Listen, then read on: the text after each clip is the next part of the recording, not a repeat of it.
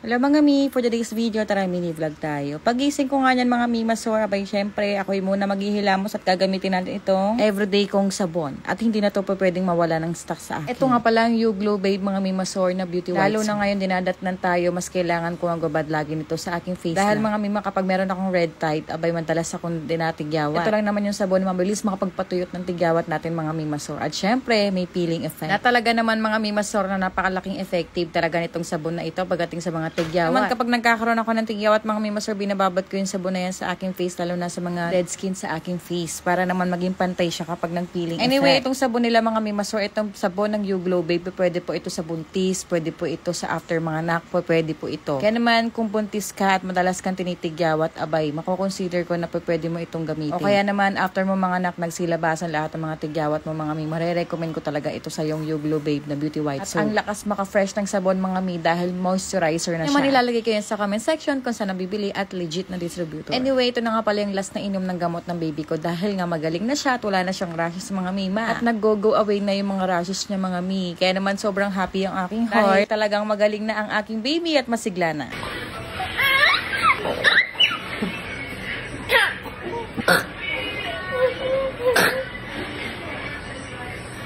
Maliligo na ang baby niya.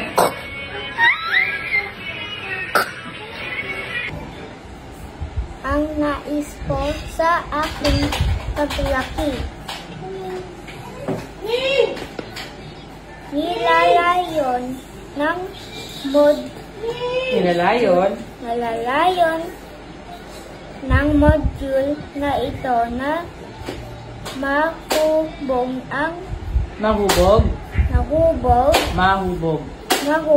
Siyempre kapag anak ko ngayon uuwi ng school, o kaya naman walang pasok mga mi, hindi pa pwedeng hindi pa rin nag-aaral sa bahay. Kaya naman everyday dapat nagsasanay sa pagsusulat ng mabilis at siyempre sa maayos sa pagbabasa. Times pa nga kapag tinatamad siya mga mi, lagi kong pinapaalala sa kanya na hindi yan para sa amin kung hindi para yan After sa iyo. After nga mga mi, pumunta nga ako dito sa center para magtanong kung pwede na ako magpa-inject. Hello po, pwede po magpa-inject? Yes, po. Wala po ngayon. Okay po. Monday. First time ko po kasi Sa Monday po. Sige po. Thank you. Anyway, mga mi, dapat nagpapa-implant talaga ako last week. Sa hospital ako nagpa-schedule pero hindi ako sumunod. Kinakabahan ako magpa-implant sa mga dami ko nababasa mga mi. Ang dami daw mga hindi maganda nangyayari kapag nagpa-implant ka. Manurong sulong ako pagdating sa implant. Natakot ako kasi may nabuntis na nakakabit yung implant. Yung tipong kahit matagal na nakakabit yung implant sa kanya, nabuntis pa din siya, mima. Yung tipong kahit anong ingat mo, ang hirap pa rin mag-adjust pag babae, no, mima. Yung tipong nanganak na tayo, nagdala tayo ng 9 na buwan. Tapos pagdating dito, tayo pa rin mag-a-adjust. Aray ko! Kaya naman mga mimasor talagang nakapag-decide ako ng 100% sige magi-injectable na lang. Siyempre lahat naman ng pagdating sa contraceptive, lahat yan may mga negative, di ba? Ang hirap talaga mag-adjust. Pinakagusto ko lang naman doon ay hindi ako mabuntis agad-agad. Anyway mga mima, may kwento pala yan. Dapat nga pala magpapalagate na ako after kong mga anak sa pangatlo. Siyempre ilang beses ko pinag-isipan yan. Desididong naman na talaga ako magpalagate. Pero siyempre dahil CS ako, hindi na ako pa pwedeng ulit mga anak. Once nakapag-lagate ka na, yung gusto mo maging 4 yung anak mo, hindi mo na magagawa kasi nagpalagate ka. Kinausap ko din dyan yung OB ko. Pero sabi sa akin ng OB ko noon, masyado ka pang bata para magpalagate. At syempre, kinausap ko na rin din yung asawa ko kung papalag ba siya nang papalagate na ako na hindi na ulit ako mabubuntis. Pero syempre, nag-usap kami about sa pamilya namin na binubuo namin na gusto pa talaga magkaroon ng asawa ko ng anak. Gusto niya talaga magkaroon kami ng pang-4 pang-anak. At pagtapos nun mga mi, magpapalagate na. Kasi mga mima, yung CS, pwede po magpang-4. Kahit itanong niyo po yun sa OB ninyo. Pwede po umabot ng pang-4 kapag CS. At sinabi ng OB ko, basta i-make sure lang yung agwat is malayo. Dapat ang agwat nila is 4 years pataas. Anyway, wala namang masama kung maging pang-4 pang anak mo kapag CS ka. As long na hindi mo napapabayaan ang anak mo at syempre responsable kayo mag-asawa sa tinayo niyong pamilya. Yun yung point doon. Kaya naman talaga sabi ko na sige magpapa-injectable muna ako at syempre ang dami ko kasi naririnig at nababasa sa social media mga mi pagdating sa implant at nakakatakot at nakakakaba. Kaya naman tsatsagain ko na lang yung every 3 months magpapa-inject tayo. Anyway, hindi pa ako nakapag-inject ngayon kasi nga wala pa po yung mag-i-inject by Monday at sabi ko magiging handa na ako sa magiging side effect ng injectable na yan. Kasi mga mima, yung side effect nito nakakapraning daw. Ring lang, hindi kita rin natakot, pero talaga ang pinaka-side effect niya is irregular yung menstruation mo. Okay naman, may mga buwan na hindi ka talagang rereglahin. Diba? Ayun yung mga nakakapraning para sa akin, yung madedelay ka. Kasi hindi ka pala buntis. Tapos, syempre, sabi nga nila, nakakataba nga daw yun. Okay naman, sasakit yung ulo mo. Iba-iba naman siguro yung side effect nun sa atin. Pero sabi ko sarili ko, sige, 100% sure na ako. Kaysa naman mag-pills ako. Kasi may masor. Kahit mag-alarm ako, makakalimutin ako sa pills.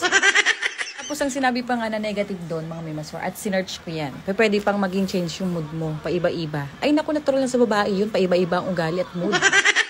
Hay, naku, ang hirap talaga maging babae, Mima, no? Minsan nga niloloko ko yung asawa ko, pwede ba ikaw na lang magpa-inject para matuwa ako? Ayoko na kasi bumalik sa IUD, mga Mima. Dahil wala pang 2 years yung IUD ko, lumabas na ng kusa. Tapos ang pinaka-ayoko sa IUD, Mima, sir, ang lakas ko magkaroon. Yung tipong takot, ikaw na lang yung manghihina, Mi.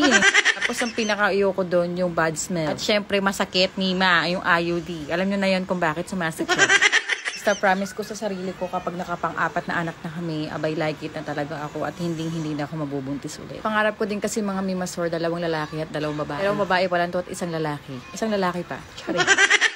Kaya naman payo ko lang dyan sa ibang mimasor. As long na responsable kayo sa inyong mga anak, mga mimasor. At responsableng tatay ang inyong daddy sor. Hanggat gusto nyo magkaanak, go lang. The more, the happier. At payo ko naman sa mga mimasor na ayaw na mabuntis, Mima, magpalaygate. Huwag kang maniniwala sa kasabihan nila na kapag nagpalaygate ka, abay, sabi ng iba, hindi ka na daw mag-iinit.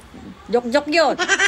Walang ganon, mga mimasor, maniwala kayo sa doktor. Basta kung ayaw nyo na mabuntis at ayaw nyo na sundan yung babies nyo, mga mimasor, magpalaygate. Anyway, mga mima, tips ko lang, napakahalaga talaga ng family planning sa atin. Napakahalaga ng family planning pagdating sa ating mga mimasor. Wala tayong magagawa kundi tayo na lang din mag-a-adjust, mas kailangan pa rin natin gumawa ng paraan para hindi agad tayo majuntis agad. Yung family planning na to, mga mimasor, para na rin ito sa health mo at sa mental health at para na din ito sa pamilya ninyo. Mas magandang magbuntis ng handa, mimasor. 100% para sa akin. Opinion ko lang to, ha. Kaya naman sa mga dalaga dyan, ng mga may jowa, Mima. Aba, sinasabi ko sa iyo, kung gusto mo mag-enjoy yung buhay mo na dalaga ka mag-contraceptive ka na. At sa mga kabataan dyan na nag-aaral pa, may mga jowa na, abay, mag-contraceptive kayo, ha? Dahil hindi nyo magugustuhan yung magiging depression nyo kapag hindi kayo handa. Lalo na kapag natapat ka sa partner na walang kwenta at irresponsable. Totoo yan, ang daming ganyan, mga mimasor. Kaya naman itong video na to, hindi lang to para sa mga nanay, kundi para din sa mga dalaginting na mga may jowa sa mga dalaga na hindi pa handa sa gantong responsibilidad, mga abay, inuudyok ko na kayo, mag-contraceptive kayo, mga mimasor. Mag-inject kaya naman mag-pills ka. Huwag ka magtiwala sa sasabihin ng lalaki. Hindi totoo yun. At huwag kayong maniniwala sa dasal-dasal lang meron ako. Walang ganun. Yan naman, ito lamang po for today's video. Sana may natutunan ka sa mga sinabi ko.